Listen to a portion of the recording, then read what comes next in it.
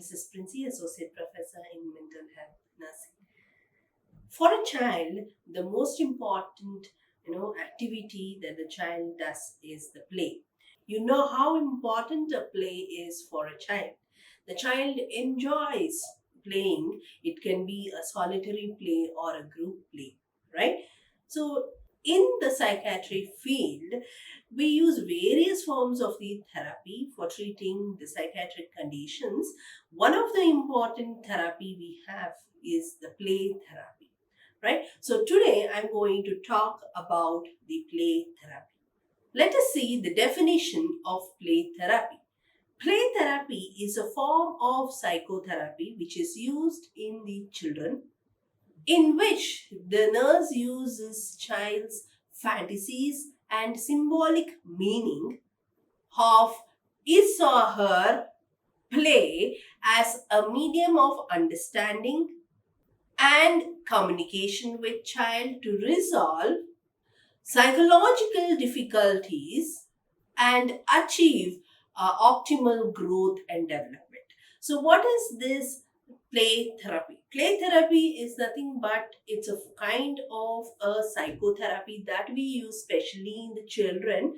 Okay, it is not limited to children, but we use it in the children, wherein the child will be able to communicate and express his feelings and the behavior which can make the nurse to understand the fantasies of the child, the meaning of the what the child is trying to express, which is going to help out the child for a better growth and development.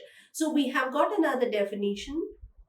It is a form of counseling or psychotherapy that uses play to communicate with and help people, especially the children, to prevent or resolve the psychological challenges. So, through the play, will the child be able to express his psychological feelings or emotions or the thoughts? So, it is going to give a channel for the child to let out all his emotions or feelings, which the therapist or the nurse will be observing, and it is going to be a beneficial therapy for the child.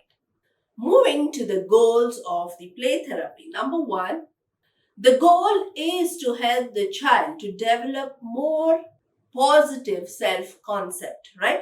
A child may feel very weak when he fails or when he is not able to successfully complete a particular task. Okay, he feels very much low, he feels inferior. So, the self esteem or the self confidence or the self concept of the child will be weakened. So, through the play therapy, our goal is to make the child to develop the positive self concept. The next goal is to make the child to assume the self responsibility, right? So the child should be made to be responsible of himself. So how we will make it through the play therapy? We will be conducting various sessions in terms of music or in terms of drama or dance or involving the child in various activities or the play wherein the child will be taught to be responsible of himself or his own toys or his own activity, right? So we are going to inculcate this goal in the therapy as to make the child to assume the greater self responsibility. The next goal is to make the child to become more self-accepting. So the child should be able to accept himself. It can be his strengths or weaknesses or whatever it is. You have to make the child to understand and to accept his own self. Okay, it can be the strengths or weaknesses in the child. You have to make the child to identify those and to accept those in the various situations. The next goal is to make the child to become more self-directive. So what is this to make the child self-directing is to motivate himself to do any kind of the task, to perform any kind or initiate any kind of the activity. It is self-motivation which the child should learn through the play therapy, wherein it is going to direct him as to what is the activity or task that he has to achieve. The next goal is to make the child to become self-reliant. He has to rely on himself. Next is to make the child to become more trusting to self, the self-trust that should develop. The next goal is to make the child to experience the feeling of control, right? So it can be controlling his behavior in terms of his emotions. So you have to bring such a kind of an experience as the child learns to control himself. The next one is to make the child to become more sensitive to the process of coping, right? So various coping strategies that an individual uses without his understanding or knowledge. So here a child should be taught to use the coping mechanism at times when he feels stressed out, right? So he has to realize and he has to become sensitive for using these coping mechanisms. The next one is to make the child develop the internal source of evaluation. So, right? So what is this? Here, the child has to develop the self evaluation. He should be in a point to evaluate his own self, okay, to understand, to make judgment, to take the decisions and evaluate his own, life. So that is the ability that you're going to make the child develop through the play therapy. Moving on to the signs that you have to be aware of. There are certain signs or behavior that the child may start showing or exhibiting, which indicates that he is having a behavioral or emotional problem, which may require the need for a therapy. So, what are those signs? Number one, if the child is showing the excessive anger, worry, sadness, or fear, aggressive behavior such as hurting his own self or other people, separation anxiety,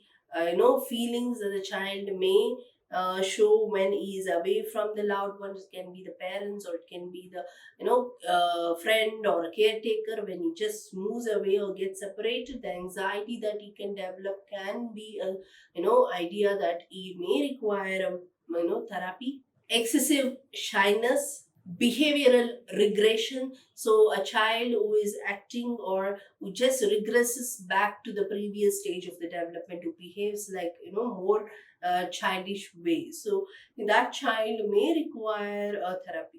A child with a low self-esteem, children with a learning or other school problems, child with the sleep, eating and the elimination problems, children who are preoccupied with the sexual behavior, a child who feels very difficult to adjust with the family changes. Sometimes the child may show the physical symptoms like headache or stomachache in spite of no medical proof. Okay, the child may just convert his stress or anxiety to physical symptoms. So these are the signs that as a parent or as a nurse that you're going to observe in a child who may be indicated for the play therapy.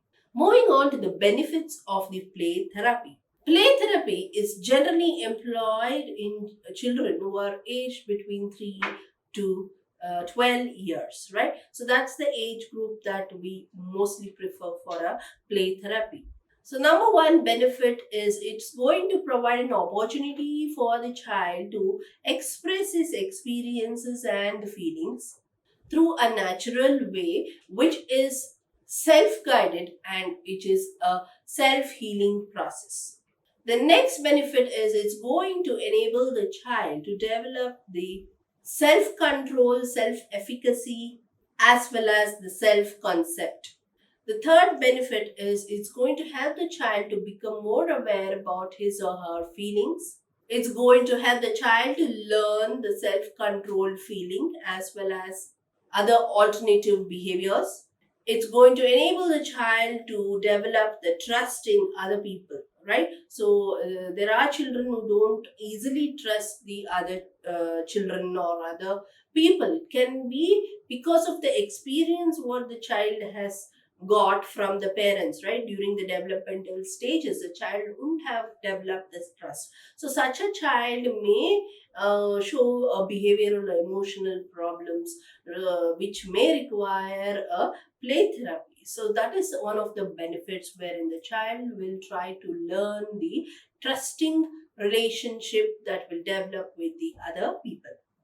Play therapy is going to help the child to develop the capacity to relate to an adult in an open, positive, and caring manner, right? So these are the benefits of the play therapy. Moving on to the functions of the play therapy. If you take the functions of play therapy, mainly we have got the two functions. One is the curative function, the second one is a diagnostic function. So let us see the curative function. As the name says, the curative function, the play therapy is used for the treatment purpose, right? So what all scenarios or conditions the treatment can happen, right? The first curative function is to release tensions and pent up emotions. So, when the child is given the play therapy, it will be a process of putting out all his tensions and pent up emotions. It gives a chance for a child to, in the form of an activity, that he can express all his emotions which is pent up. Okay, so that way the child can become more relaxed. So that is one of the curative function. The next function is it allows for compensation in cases of loss or failure, right? So if the child had experienced any kind of a loss or a failure, involving the child in a play therapy is going to help the child to compensate that loss or a failure which he had experienced in his life. The next curative function is it's going to improve the emotional growth through the relationship with the child will develop with the other children during the play, right? So it is going to promote the relationship and communication skills of a child through which his emotions can be expressed. Play therapy is going to provide an opportunity for the child to act out all his fantasies and conflicts which he has in the unconscious mind, and get rid of all those aggressions and learn the positive qualities from the other children. So these are the curative functions of the play therapy. Moving on to the diagnostic function. So when I say the diagnostic function, this is going to help the therapist or the nurse to find out what exactly is the problem of the child, right? So for the diagnosis, number one, it gives a chance for the nurse to identify how is the family relationship with the child. Okay, when the child is involved in the play with the family, it gives the nurse a chance to understand how is the family relationship with the child and what is the problem which is happening in the family, which can be a contributing factor for the child's disorder.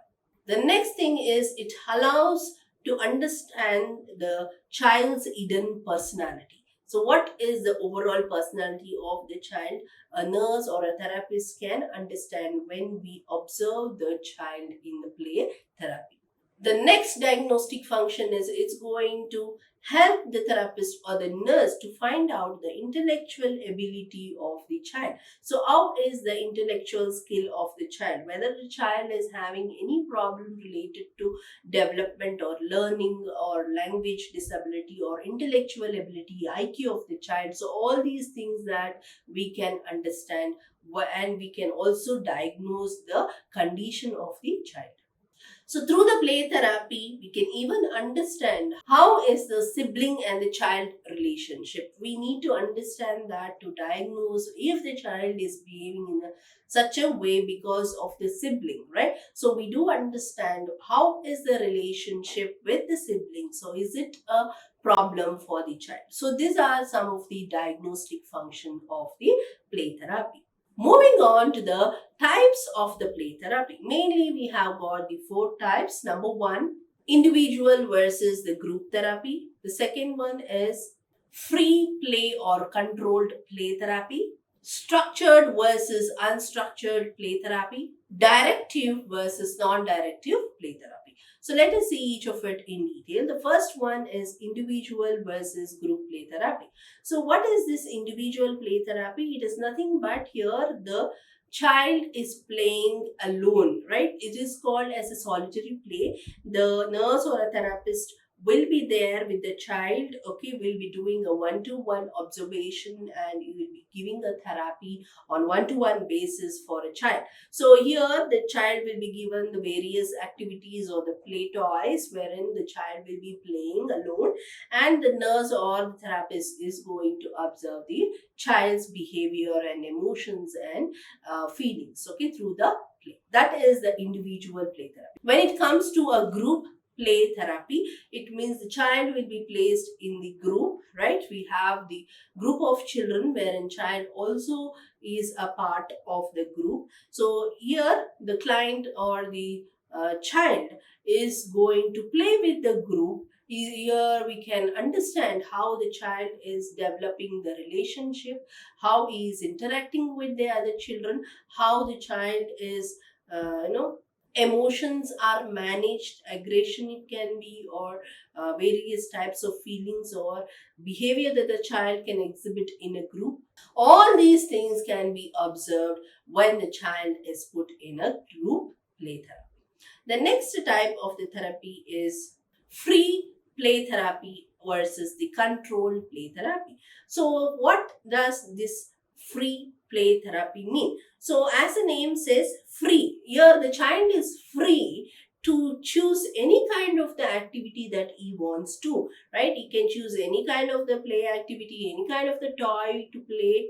So he is given the freedom to choose whatever he wants to play. So that is called as the free play therapy. What is controlled play therapy? So controlled play therapy, as the name says, the environment or a situation is already preset. It is controlled. The child will be enrolled into such an environment or will be placed in the situations or the environment which is already preset. Okay, the child will not have any kind of a freedom there to choose any kind of the activity. So that is the free play therapy versus the controlled play therapy. Moving on to the structured versus unstructured play therapy. So, as the name says, structured play therapy, we have got a preset goal, we have got a structured environment, which is, planned environment wherein the child will be put. So, that is what the child has to undergo. So, that is a structured play therapy. So, in the unstructured play therapy, we don't have a set rules and regulations, we don't have any kind of a plan or a set environment. So child will be put in such a kind of an environment wherein there is no rigid plan or rules, right? So that is the structured versus unstructured play therapy. Moving on to the last type, which is directive versus non-directive play therapy. As the name says, directive.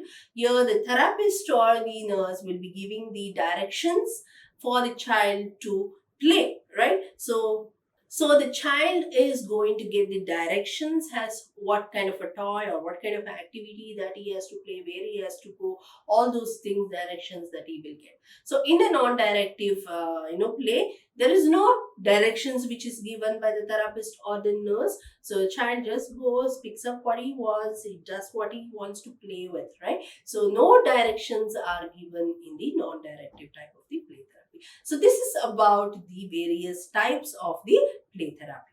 Moving on to the procedure of play therapy. What exactly happens in the play therapy? So if you take the play therapy, this play therapy is generally going to happen in the playroom. The playroom should be suitable, should be equipped with the adequate equipments or the items.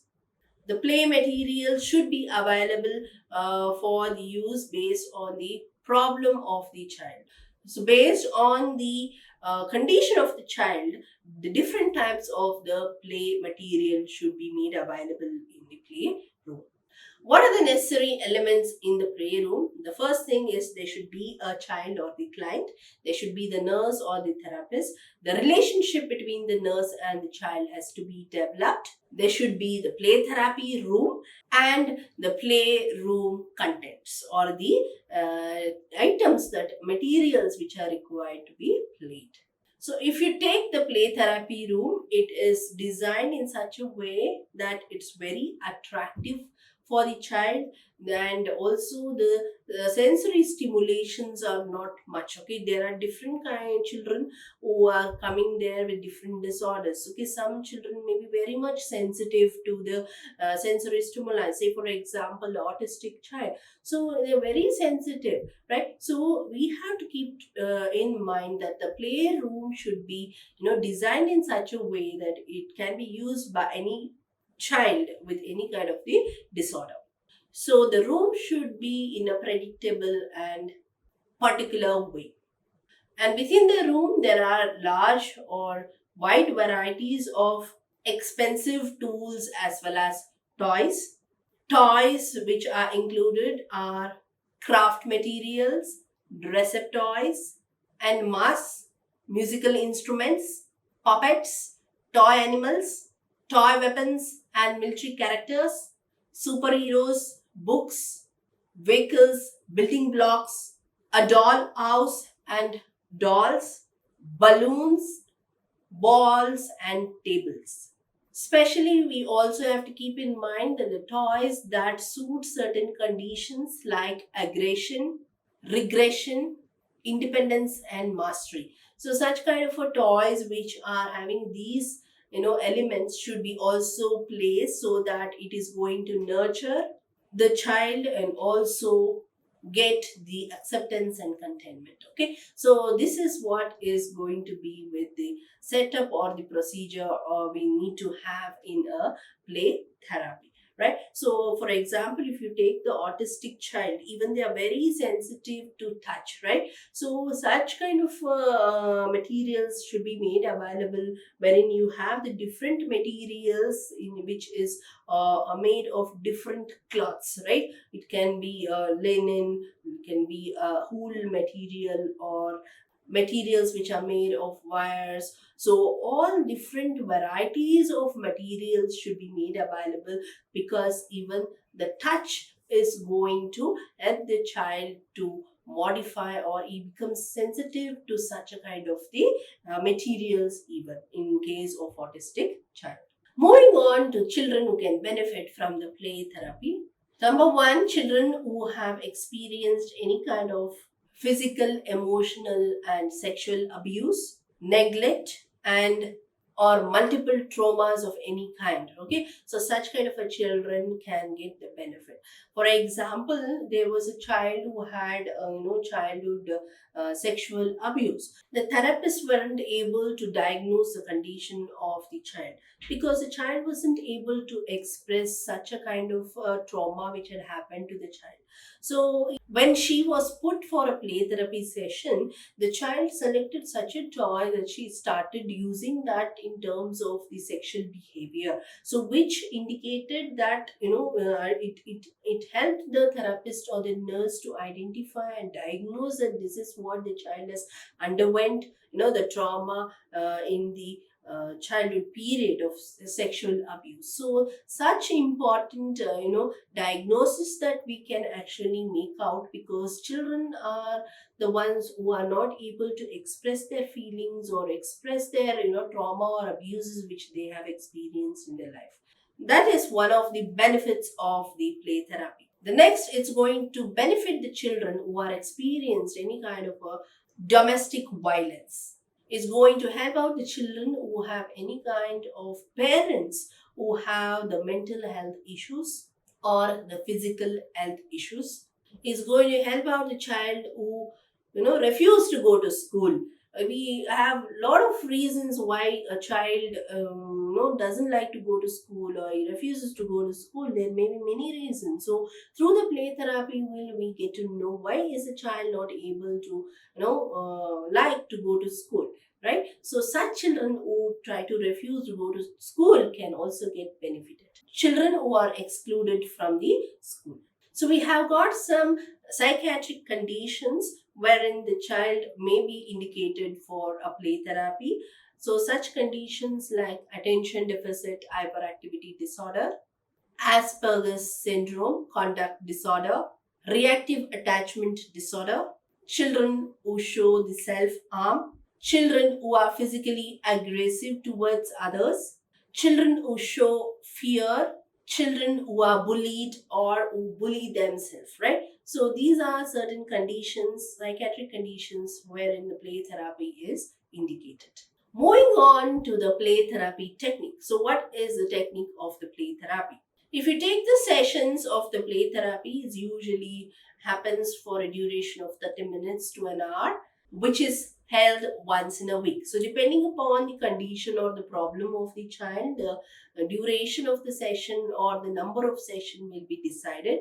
The play therapy sessions take place in the setting or the environment which should be very safe and where there are few limitations for the child. So if you take the techniques which the therapist should use during the play therapy, it includes creative visualization. That means the child should have or should be placed in such a way that the environment is, bringing some kind of a visual cues or visual attraction, right? So the environment itself should be such that it should be of a creative visualization. Techniques such as storytelling, role playing, using of toy phones, use of puppets, stuffed animals and masks, dolls, action figures, arts and crafts, water and sand play, blocks and construction toys, dance and creative movement, musical play. So these are the various techniques that a therapist or a nurse can use in the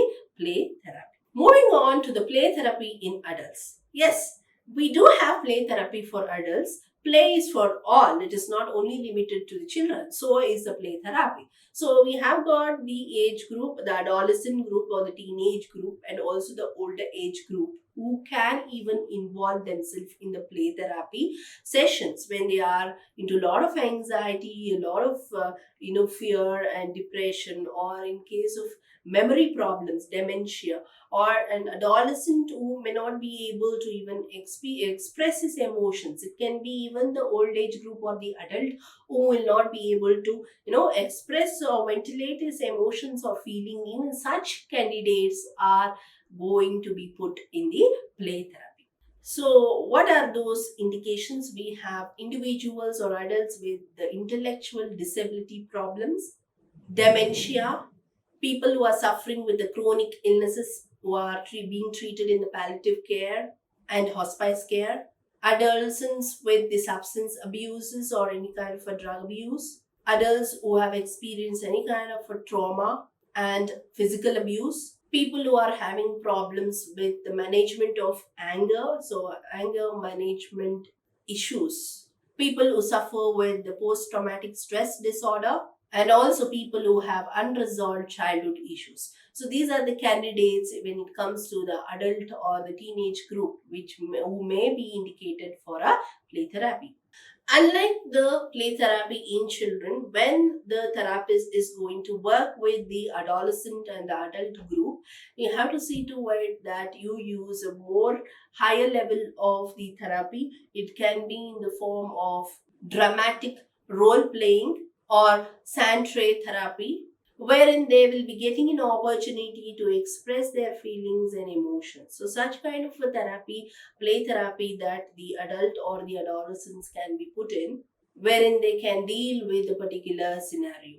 So the overall, we can say the very act of play therapy in case of adult in the form of dance or play or music therapy, involving them in arts and craft, can help them out to relax and unwind the stressors of everyday life, right? So that is one of the important thing that you have to keep in mind when you're dealing with the adolescents as well as the adult group of people. If you take the art therapy or the music therapy as well as the movement therapy, it is going to help the adult to reveal the hidden traumas and to promote the healing. So we have got a therapist who's going to observe the adolescents and who is going to bring about counseling once they have identified or diagnosed with the problem of the adult. Play therapy in adults can be used as a complement to the other types of therapy as well as the medications. As with children, play therapy is going to meet up the needs of the child. So this is about the play therapy in adults. Moving on to the stages of the play therapy. So we have got the therapeutic stages. So let us see the stages. The first stage is the initial stage or the introductory stage. So in the introductory phase, the very important thing that is introduction, okay, between the child and the therapist. They're going to interact with each other. They're going to develop a very important thing, which is a rapport and the bond. So child should develop that kind of a trust and that kind of a rapport and bond with the therapist so that they will work together for the benefit of the child. The child will be expected what to expect from a play therapy, and they will be involving more with each other to understand each other and to develop that kind of a trust. Here the child becomes familiar with the therapy. That means what kind of toys they're using, what kind of materials that they have there in the playroom, and what is the expectation for the treatment. So that is the first phase, which is the introductory or the initial phase. The next phase is the tentative acceptance. This stage begins after one to several sessions wherein the child will start to feel that level of comfort and that level of motivation, self motivation to go and undergo a counseling session, right? So here actually the child feels very enthusiastic and energetic to meet up the counselor every day. He is very eager to know what is the new thing that he is going to learn. Here, as parents, they can observe that there are some positive changes in the child, because the child will be so much excited to go for an interaction session with the counselor, and he looks forward to enter the counselor's room.